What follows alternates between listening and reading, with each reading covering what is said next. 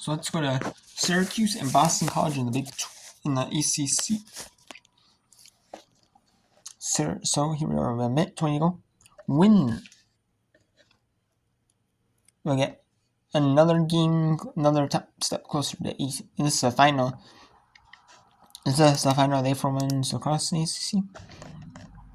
There might be some on Saturday. Oh no, there's not. Or Sunday. There might not be because women's Friday. Nope, because Nope, because the AC tournament is on the 22nd. AC quarterfinals there.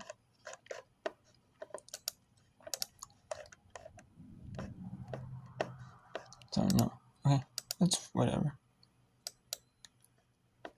We have regular season. We have conference tournaments. Conference tournament play.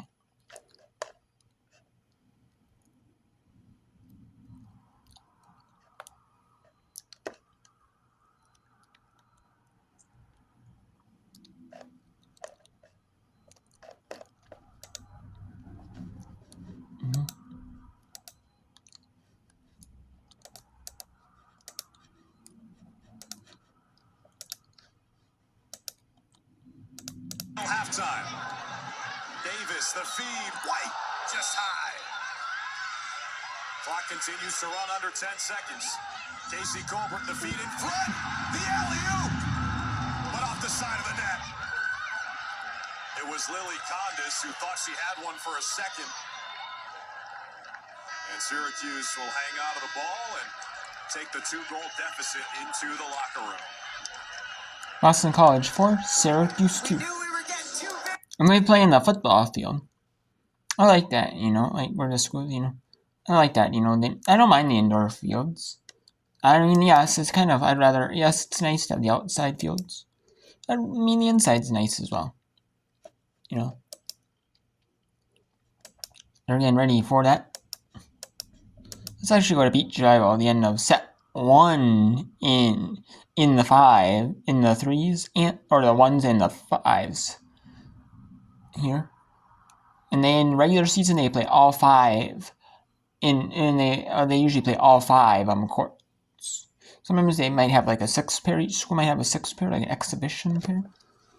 They'll play, And so yeah. And number 1's Robinson Gauthier, Win Orlinsky and Blum, 21-16. So North Alabama, the 1s for North Alabama take the set. Driver's seat in the 1s. The 3s and 5s for UNA all in the lead. Don't forget the Lions won the 2s and 4s. So the Lions, all they need to do is win the 1s and they win in the match. These final 3 for the clinch. But they are thinking sweep. Beach Bears tightening up this 5s pair. But if they're winning, if they're leading at the time, either they'll finish them to completion or they'll just That's long. Central Arkansas with the point.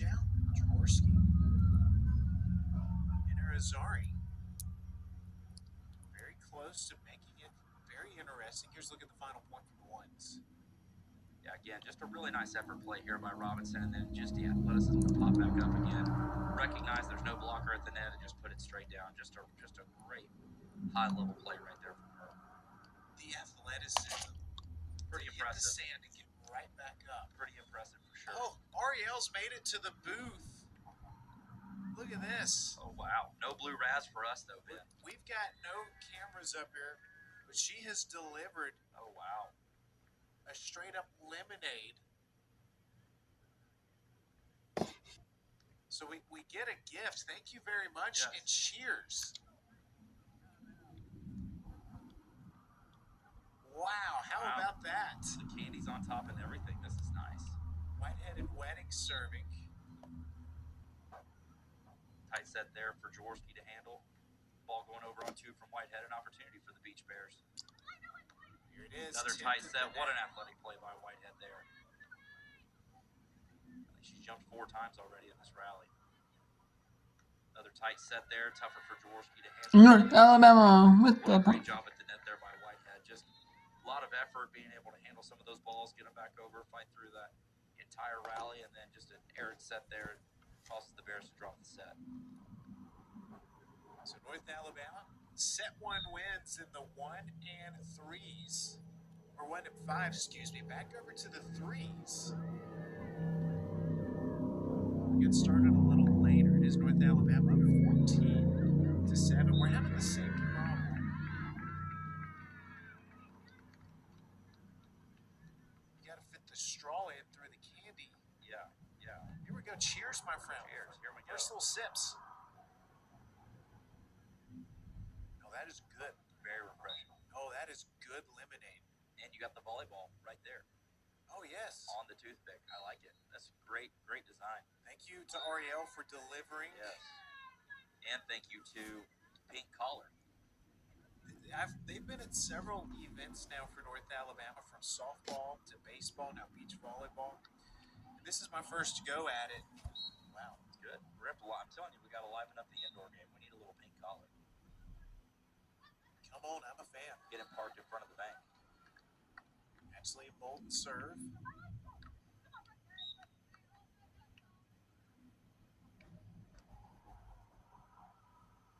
Ella Lazel.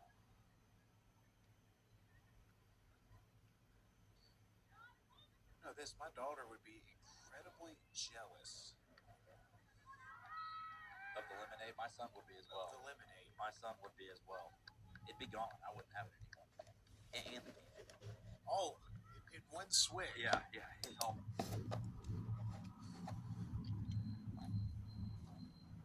Okay, so we have the Big 12 tennis championships.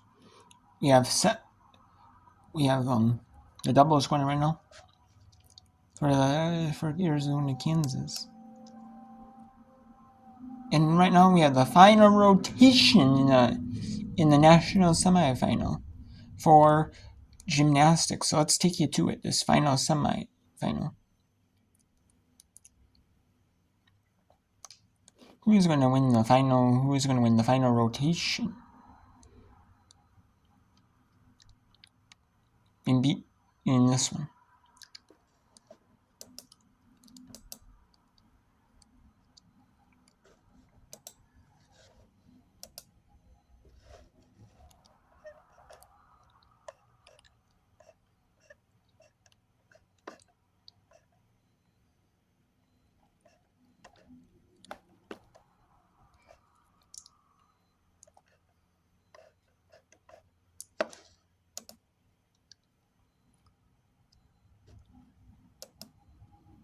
Let's see, can LSU win on Stanford? They have some mistakes on bars, excuse me. They are behind, big time. Georgia and Florida now have it. LSU is behind now. Can they make up 1.750? 1.75 tenths. Can they, There's typically not an event you see teams make up on.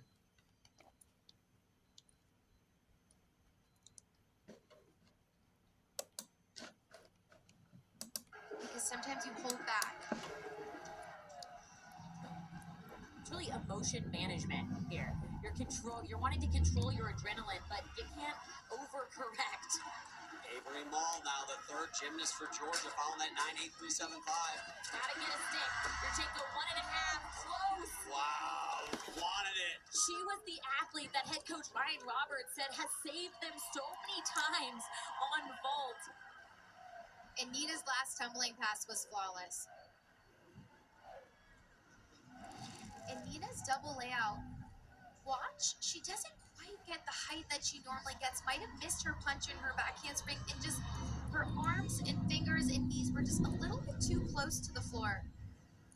Meanwhile on vault, this is Avery. Good, strong, straight arms, good body position. I want to see her open just a slight smidge sooner so she can see the landing, but very controlled, and that's going to be a good score for Georgia.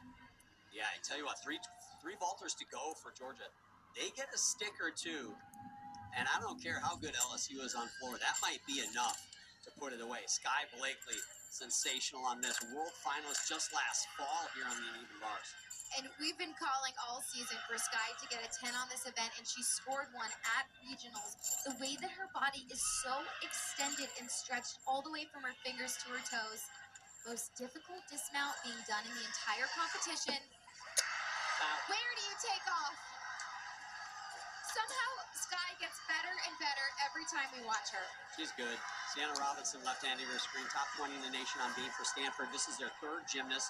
All good scores, but again, they were really far out of that second spot. Needed a lot of help from the teams in front of them, so the drama has kind of shifted, as we've talked about, but they're still trying to finish on a positive note here. Well, I love watching Sienna on balance beam. She is just such a natural beam worker. You could see she was actually a little bit off on that side aerial, but adjusted so fast so it didn't affect her connection.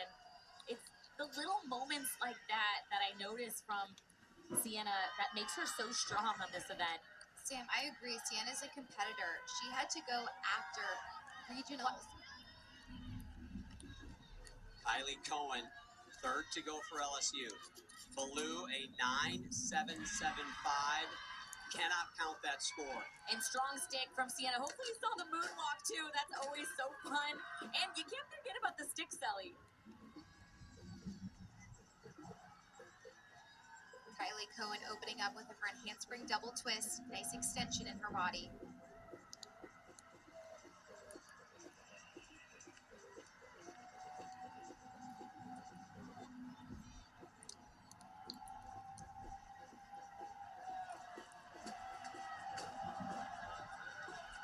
Nyla Kino was sensational on the floor. She decides, can she bring that momentum to ball? The stick here would be huge.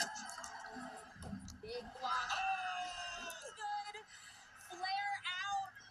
That's what they needed. She's the heartbeat of this team. Now it's a perfect stick. You got it in the bag before she even starts running. She said there's not much to it. They trust me and I trust myself, and helps her put up vaults like that. And she just about took co-head coach Cecile Concuto-Landy right off the podium there with that celebration. And I always wonder for Kylie on floor right now, if she's able to see out of the corner of her eye or hear the excitement from Georgia. It's hard not to get distracted with so much noise and other events going on in the arena. Sky Blakely, 9.975 on bars. That is the top score on bars so far. She gets good block off the table. Legs are glued to the very last second, but you can see as she's coming over the top, she really spots the ground for a while. That is great. Cecile, I don't know if she saw that in the job description when she took the job. They got to be careful. I want to see the slow-mo version of her jumping into Cecile's arms. Let's go over to Bars and Taylor. John, you said it. So much fixation for us here with LSU and Georgia. Florida's just been quietly over here doing what they need to do to see this thing to fruition and end up in the championship. And for Kayla DiCello, that's exactly what she's had her sights set on, the return. Now, LSU is still behind. They're going to be a quarter back. That's if they get 10. And she told me ending it on the championship floor is exactly what they set out to do. Thanks, Taylor. Yeah, they are rolling over here. Kayla and Sky, a dynamic duo for them, and they've really come on here late in the season. And Kayla has been such a rock. The consistency that she has had this season for this team is phenomenal. Owen likes it. Field there, the primary bar coach for the Florida Gators. Talk about how important sticks are, and this Florida team just needs to put it to their feet. And watch this connection. The flight in the pack salto down to the low bar, just textbook. Keeps her feet up in the air before she swings, and then knees and toes just glued together, and feet are parallel on the landing. Kylie Cohen, a 9.85. Do the math. The score tower over there. Slight advantage if you're counting two scores, but Nyla Kino put up a 9.925. Amari Drayton's got to match or beat that. And she can.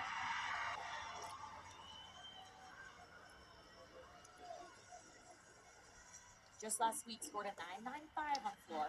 Oh, and here we go. They're both going at the exact same time. Here's Addie Wall in the 5 spot. They've got to get clean landings if they want to advance. Doing a Yurchenko 1.5. Clean vault, hop forward. At least 110. And you don't want to leave it to question on the landings with the judges. That's why you want to stick, so they don't take anything more than they have to.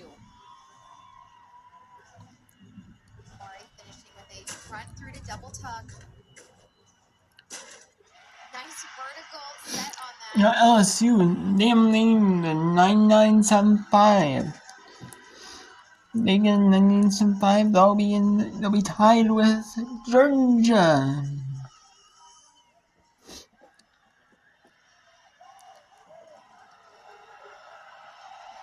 That could be LSU's highest floor score of the day. She's been so solid on this event throughout the season. And this double layout really comes from the technique of the round off back handspring. So difficult. Somehow looks like the second flip rises. You could say her heel came up on that landing, but she pressed her toes down, so it's not a deduction for her heel coming up. Good job holding onto the landings. One thing about LSU on floor, they do not go quietly on this event. They bring big time gymnastics. So if they're going to make it, they're going to make it on big gymnastics. Here's Selena Harris Miranda. Got a 10 on this event at the SEC Championships. Follows Cello's 9-9. She sure did, John, and it's because of these handstands right there. Does it better than most people in the world. 9-7-5 clinches the final for the Florida Gators. That is like getting up to brush your teeth in the morning for Selena Harris Miranda. It's easy. Done. They're going. The Florida Gators are gonna win. If they get 9975 or 975, they win. They advance. Oh, they need the 975, and that is in. That you can see that's definitely in for the Florida Gators. She lets go and then she opens her arms, and it's like she pauses and presses her arms into her hips. And look at her eyes right now. They've been looking at the floor for like as long as you can possibly see it. That's what helps her lock in for that landing. Caitlin Chio has got 10s on this event. She's got 10s on every event except bars, as we mentioned earlier. But 9.9375 for Mari Drayton. We said she had to match or beat Nyla Aquino. She doesn't. She beats the score of Nyla Aquino. That is advantage LSU with 2 to go here. Addie Wall at 9.8875 in the 5 spot. Can Caitlin Chio match or beat that? I think she can, John. There was absolutely no deduction on that first tumbling pass. Kaylin is one of those athletes where you're going to have a hard time finding someone who's more. We'll see if she can get that one. Ooh, and there. Oh, ouch. And hit the head. Ooh. To the falls of the green, count cards being issued basically all over the field except in the critical scoring area. You know the way the officials are going to call it. That's when you just want to hold good body positioning and not go for the check. So now Pronti is sidelined for up to 1 minute. Carolina today 1 for 2 on the power play. Osborne able to leg it into the Duke defensive area.